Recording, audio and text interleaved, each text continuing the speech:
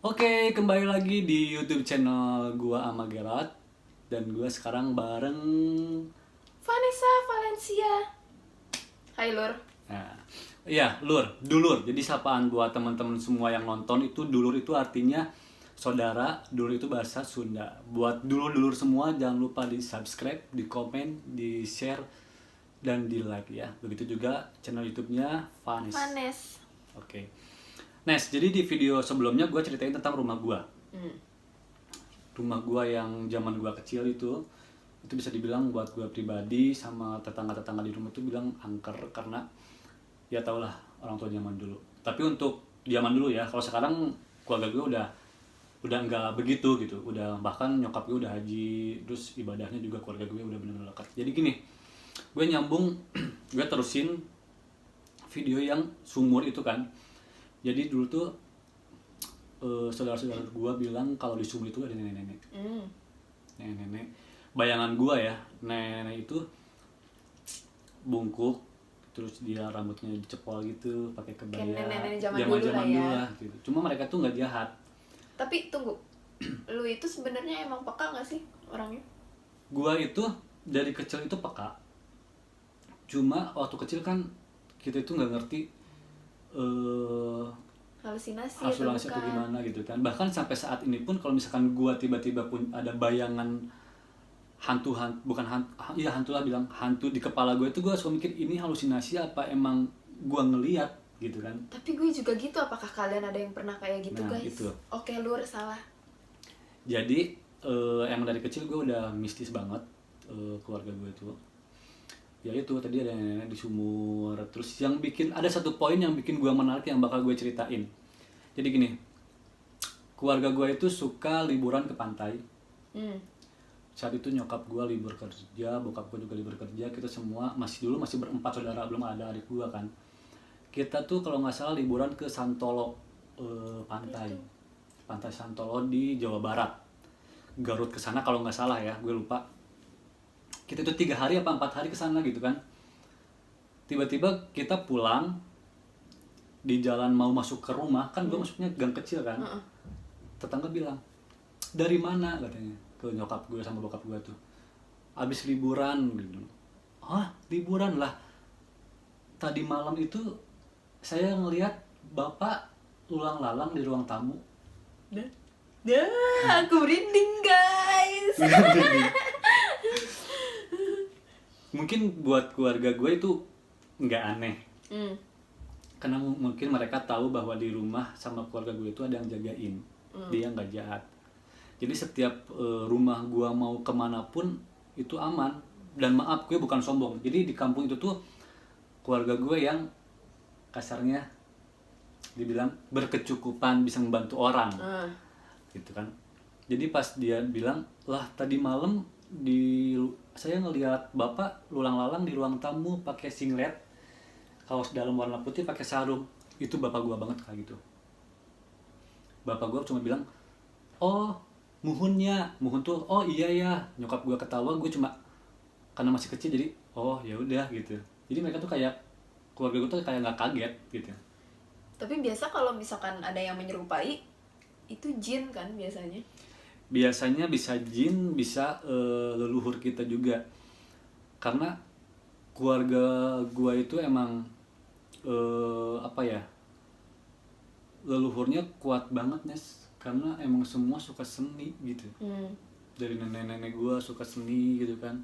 Ditambah lagi gua keluarga gua tuh bokap gua tuh punya tim kesenian kayak tradisional, pencak silat apa-apa gitu.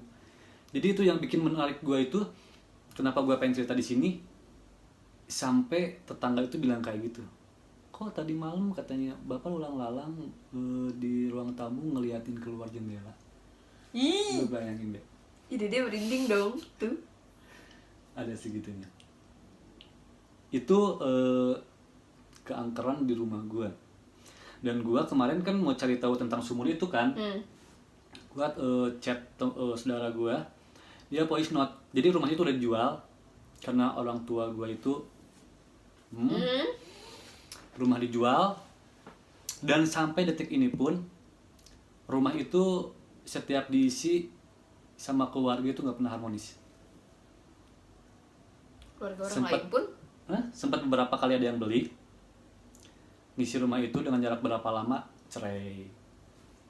kok gitu ya? Sempat dikosin nggak laku. Terakhir kemarin jadi konveksi. Gila, rumah yang bekas gue itu jadi konveksi karena yang punyanya meninggal, kosong sampai sekarang. Mungkin serem dong. Gila nih. Dan kata saudara gue kemarin, rumah gue dibenteng sama tetangga. Jadi rumah gue itu, ini rumah orang, rumah tetangga, kang kecil, ini rumah gue. Emang luas gitu. Jadi mereka itu kanan kiri itu mereka benteng. Jadi gelap. Kenapa digituin? Gue nggak ngerti karena Mungkin ada tetangga gangguan ke gue. nggak sih? Iya, kadang tetangga tuh suka ngeliat yang aneh-aneh gitu. Dan tetangga gue yang ngebenteng itu udah pada meninggal. Gitu. Jadi ya seserem itu rumah gue zaman dulu.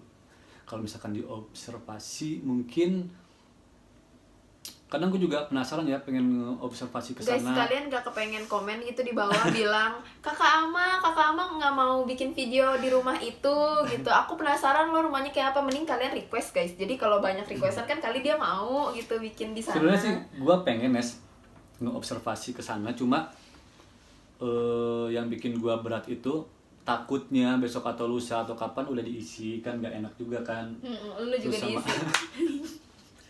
sama tetangga-tetangga di sana kan juga nggak enak ya, karena udah tahu, mungkin yang tahu rumah itu angker itu tetangga zaman dulu. Kalau sekarang mungkin udah ada generasi lah, orang-orangnya udah beda-beda gitu kan, paling beberapa orang aja yang tahu gitu kan. Ya kan bilang aja mau silaturahmi nih ke rumah lama gitu ya guys ya. Iya lu gitu. salah. Dan mungkin dalam hati gua rumah itu akan tetap terisi mungkin sama keluarga gua doang. Karena awal mulanya dari keluarga gua. Dan nggak tahu kenapa, karena gue kan dari kecil banget di situ ya. Gue udah ngalamin hal-hal yang aneh di situ. Jadi hati gue tuh masih berat, ngerti nggak, masih aduh anjir, kalau gue punya uang kayaknya gue pengen di rumah itu deh. Tapi nggak mungkin orang tua gue mau ke situ lagi gitu kan. Karena dua-duanya udah bisa begitu ceritanya. Mungkin lu ada yang mau ditanyain sebelum lu cerita tentang yang misteri-misteri yang bikin lu Apa ya? Kalau dari gue, karena emang itu rumah lama, rumah turun-temurun juga, jadi ya wajar gitu loh. Maksudnya kayak ya udah pasti ada juga. Tapi kalau kalian minta dia main, aku setuju. Dan biar kita bisa lihat realnya kayak gue apa. tuh bingungnya itu, ada yang bilang itu rumah gue bekas kuburan dulu ya, bekas apa. Cuma gue kan maksudnya nggak terlalu percaya juga gitu kan. Cuma yang gue bingung tuh kadang kok bokap gue bikin sumur di situ buat apa gitu ya nggak sih? Mungkin awalnya emang mungkin buat zaman dulu air susah kan? buat air, iya. Cuma emang air ada, sanyo aja ada, mungkin biar kalau misalkan cadangan ada gitu kali ya. Ya udah, gue udah nggak kuat, mau tanya-tanya, lu punya cerita apa yang bikin kasarnya lu bertanya-tanya terus pengen sharing? Apakah pikiran lu tentang cerita itu tuh bener apa enggak? Oke, ceritakan sekarang. Jadi ini bukan cerita dari gue sendiri, ini lebih tepatnya cerita temannya adik saya, begitu. Oke.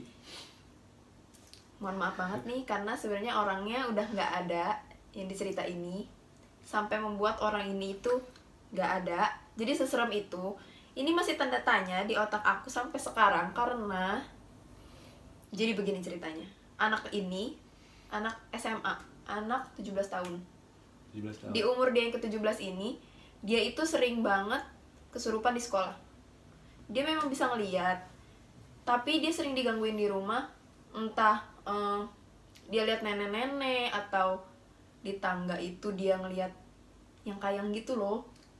Iya, iya. rangkak kayang gitu ke kamar dia, tapi rata-rata mencelakakan dia sampai dia pernah kayak apa didorong di tangga itu pernah. Tapi pas dia ngadu ke orang tuanya itu nggak percaya, jadi dia nyimpan semuanya kan sendiri. Kalau nyimpan hal-hal kayak gitu sendiri tuh gimana rasanya sih, kayak Iya. lu serba salah gitu loh, lu pengen cerita ke orang, orang nggak percaya, gitu. Jadi karena dia insecure di rumah, dia nggak pernah cerita juga ke teman-temannya. Nah, maaf gue potong ya. Itu buat keluarga yang anaknya bisa ngelihat, bisa dibilang indigo itu kadang kan kita yang nggak mengalaminya itu bener nggak sih gitu kan. Jadi kasihan gimana caranya yang namanya orang tua itu untuk bukan mengayomi apa ya, Setidaknya ya mendengarkan aja apa yang anaknya lihat, karena Even kan dia cuma perasaannya. nah itu Masalahnya kita kayak kita gini cuma bisa ngerasain, nggak ngelihat. Kadang suka kita bener gak ya gitu, Iya. tapi pengen butuh cerita gitu. sedangkan di dunia itu makhluk halus itu emang ada gitu, sampai ulama pun sebagian percaya ada gitu kan, cuma beda alam mereka ya kita gitu. Jadi ya buat solusinya buat orang tua yang anaknya bisa melihat, coba dengarkan kalau Dengerin mereka aja cerita. lah. Terus udah gitu jadinya nggak tahu gimana ceritanya. Mereka tuh sebenarnya adek gue tuh temenan udah dari SMA 1, tapi di 2 tahun awal ini dia nggak kenapa-napa. Di tahun ketiga ini dia mulai kesurupan terus di sekolah kan, nggak tahu kenapa di rumah tuh dia nggak kesurupan, jadi orang tuanya nggak percaya, tapi tiap di sekolah dia kesurupan. Tiap di luar rumah kali ya. Iya, karena dia di luar rumahnya itu selalu di sekolah terus kesurupan. Dan kebetulan di sekolah gue ada yang bisa gitu kan, jadi bisa dikeluarin lah ibaratnya gitu, itu masih aman. Tapi lama-lama sehari itu dia bisa 3 kali kesurupan, kan gila. Gila, 3 kali itu diangkat 3 kali, 1 kali aja kalau Gue sekecil ini, anaknya itu lebih jauh lebih dari kecil. mampus. Semua tulang tangannya tuh kayaknya segini gue doang deh. Ini segini nih, sekecil ini. Waktu itu dia pernah kesurupan sampai mau lari dari keluar kelas gitu, lantai 5 apa-apa gitu kan sekolahnya. Dia tuh mau loncat gitu dari tralis yang iniannya, mau loncat sampai ditahan sama beberapa murid cowok gitu, dan itu berat banget. Bahkan dia misalkan lagi di kelas lagi diem gitu, diajak ngobrol ternyata udah beda. Teman-temannya tuh sampai kayak bodo amat gitu, kayak udah paham oh dia lagi kesurupan, saking seringnya. Kan aneh gitu ya. Dan orang tuanya tuh tetap nggak percaya. Bahkan orang tuanya pernah dipanggil ke sekolah, dimarahin akhirnya anaknya. Anaknya yang dimarahin. Kayak lo itu kenapa, intinya kayak gitu. Iya. Nggak percaya. Ya udah dong, padahal dia bilang di rumah itu dia selalu diganggu dan selalu dibilangin kalau gue mau ambil elu. Jadi anaknya, misalkan namanya anaknya X gitu ya, lu harus mati, X lu harus mati, lu harus ikut gue. Itu digituin. Dan itu nenek-nenek. Gila. Jadi dia kesurupan itu, kenapa dia kesurupan selalu menyalahkan diri sendiri, karena pengen dia mati, meninggal. Tapi karena dia takut, dia cerita ke orang tuanya malah mikir dia tuh kayak gila gitu loh, kayak stres atau apa gitu. Kayak gitu. Bahkan kalau di sekolah itu tuh yang nyurupin dia nggak cuma satu ini, ada cowok, ada yang Macam-macam ada cewek lain, ada nenek-nenek, dan ada beberapa nama. Bahkan di salah satu nama ini dia bilangnya kesurupan anak sekolah situ yang meninggal 2 tahun lalu. Sedangkan 2 tahun lalu gue tuh sekolah di situ dan gak ada anak yang meninggal. Dan namanya itu tuh gak ada. Berarti kan itu semua kamuflase gitu loh, yang masuk di dia tuh entah dari mana semua, tapi bisa menyerupai ini, menyerupai itu gitu loh, aneh-aneh. Iya. Dan anehnya waktu itu pernah ada dia ditolongin di cengkeram gitu sama teman-temannya. Temennya itu dicakar gini nih, dicakar kayak gini 3. Pas dibuka itu Nama. bentuk hurufnya apa gitu lupa. Pokoknya inisial dari masing-masing nama yang dia pernah sebutin waktu dia kesurupan. Kadang gue bingung ya, kalau kita misalkan nonton film-film horor itu kadang suka ada di kehidupan nyata. Nah itu gue nggak percaya tadinya, maksudnya kayak masa sih kayak gitu tuh kayak film banget, maksudnya iya nggak sih kayak film banget. Tapi bener, karena memang di tangan cowok itu ada nama gitu loh, kayak garis X, misalkan X, Y, Z gitu. Nah itu bener kayak gitu goresannya. Dan mungkin yang Logikanya, lu dicengkeram gini, gimana ceritanya bisa jadi huruf? iya sih. Kan bingung. Nah itu dia kayak gitu. Udah gitu dia pernah sekali dibawa ke UKS Surupan nih. Dia tiba-tiba ngeliat gini, terus jadi ada temennya yang nungguin. Terus dia tuh kayak yang bengong gitu. Ternyata pas udah pulang besokannya dia bilang, iya kemarin di belakang lu ada si nenek itu yang mau gue mati, dia bilang gitu. Itu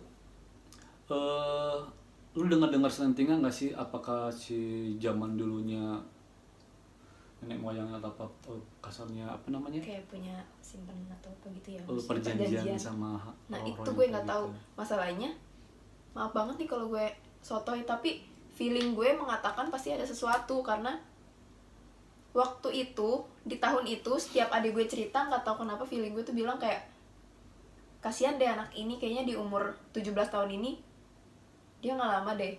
Gue mikir gitu, maksudnya kayak waktu itu gue mikir, anjir kok gue jahat banget ya bisa mikir kayak gitu. Kayak bisa ngeramal gitu kali ya, Kayak nggak enak aja Iya, feelingnya. Ini anak kayaknya nggak lama deh gitu, maksudnya bakal sakit lah atau apa gitu. Karena tiap hari tuh makin bertubi-tubi, sehari bisa jadi 3 kali kesurupan kayak gitu-gitu. Sampai di rumah pun dia udah benar-benar keganggu banget. Akhirnya semua teman-temannya pun digangguin, teman-teman dekatnya itu akhirnya digangguin, termasuk adik gue.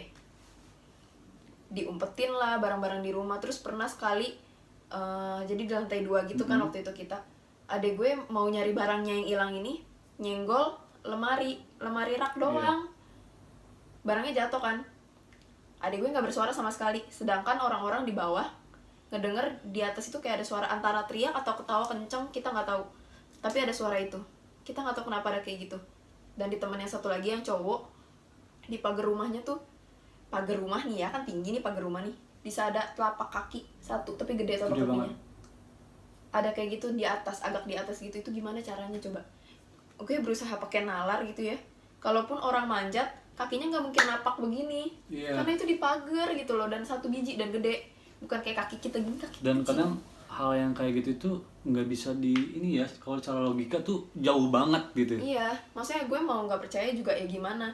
Nah di saat adik gue ngomong kayak gitu, gue langsung kayak nyoba mikir dong, ini kenapa, atau gue yang perlu minta maaf gak nih gitu. Maksudnya kayak adik gue bikin salah nggak ya gitu. Gue cuma mikirin doang.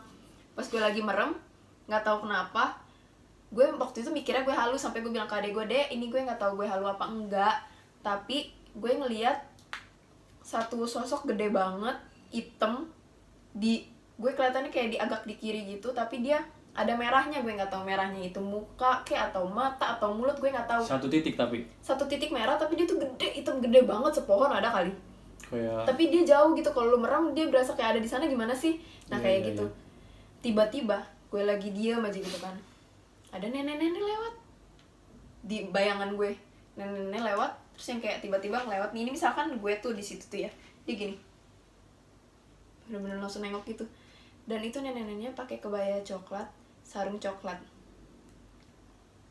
Ya nenek-nenek kayak layak kayak gitu, gimana sih, yang rambutnya biasa aja di sekolah gitu.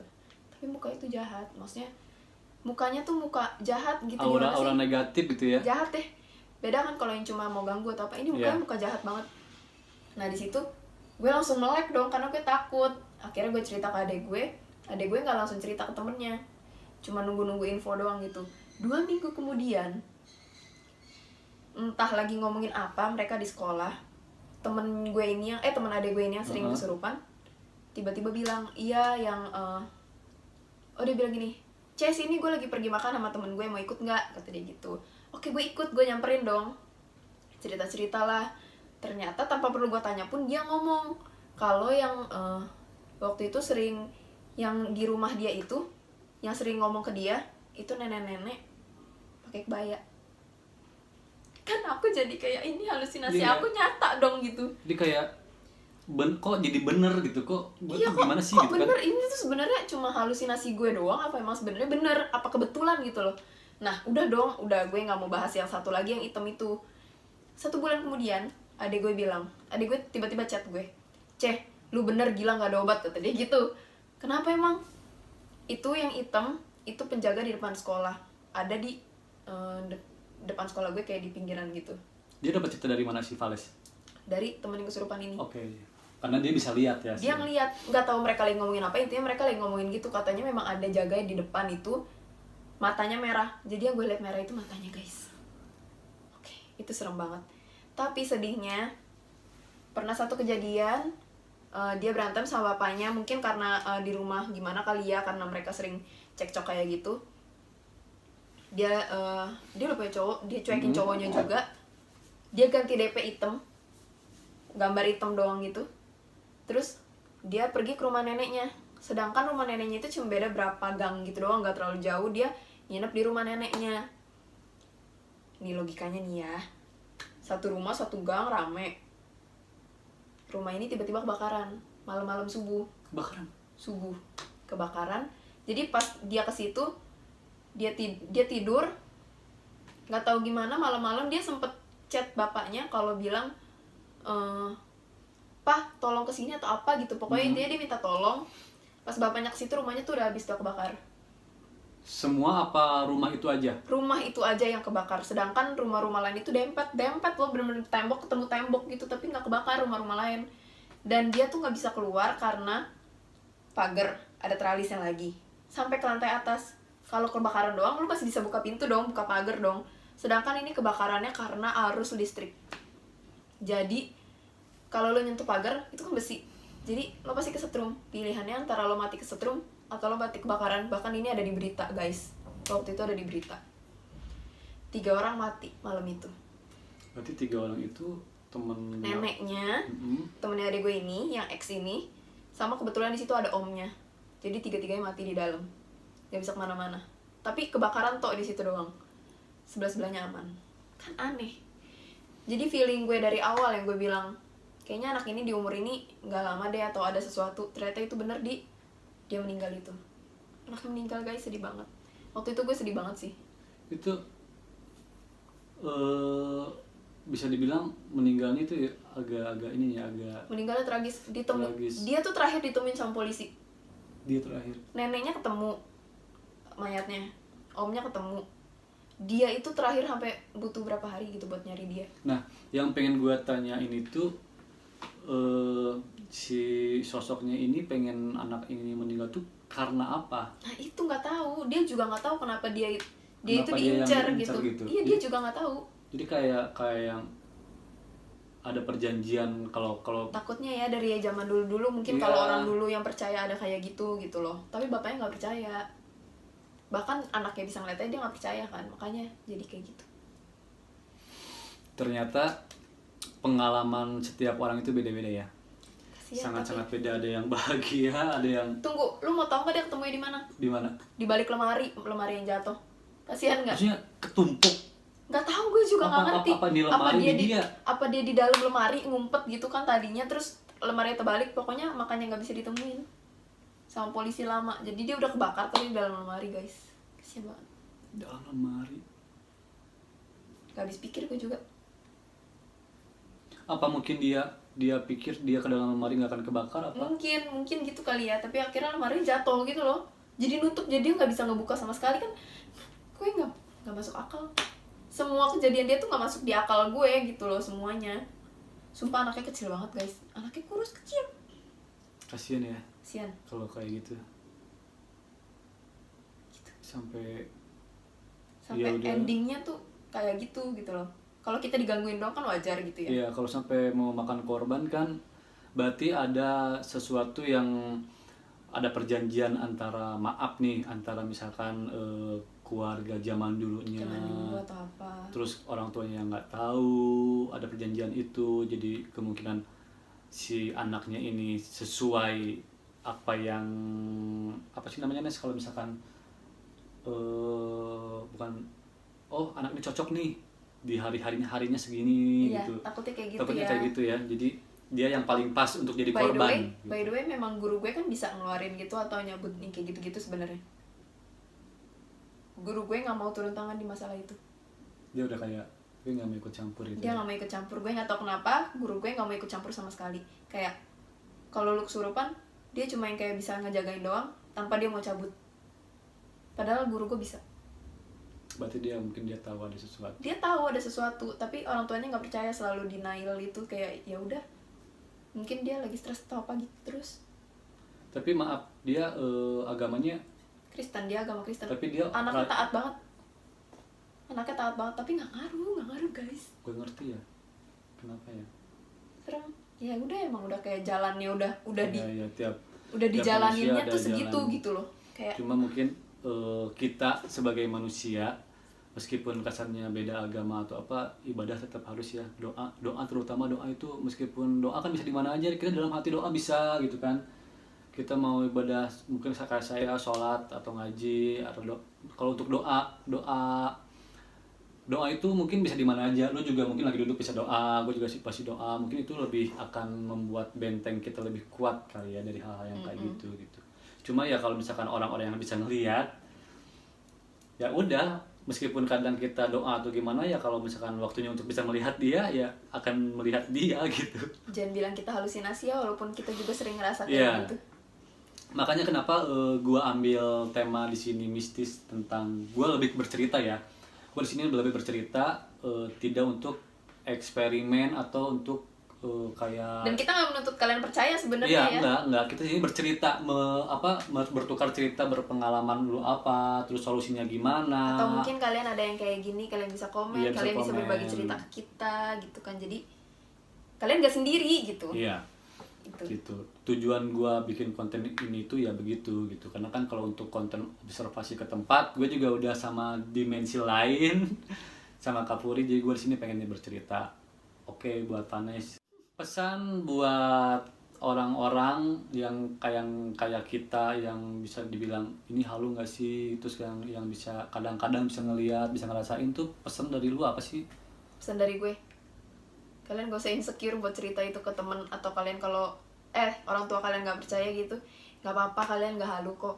Bisa aja memang bener kayak gitu, tapi ya kalian nggak jelas gitu, bukan bisa ngeliat jelas gitu kan, nggak semua orang bisa ngeliat jelas. Ada yang bisa cuma ngerasain doang gitu kan, tapi sebenarnya memang ada gitu. Maksudnya kalian jangan jadi stres atau gimana gitu.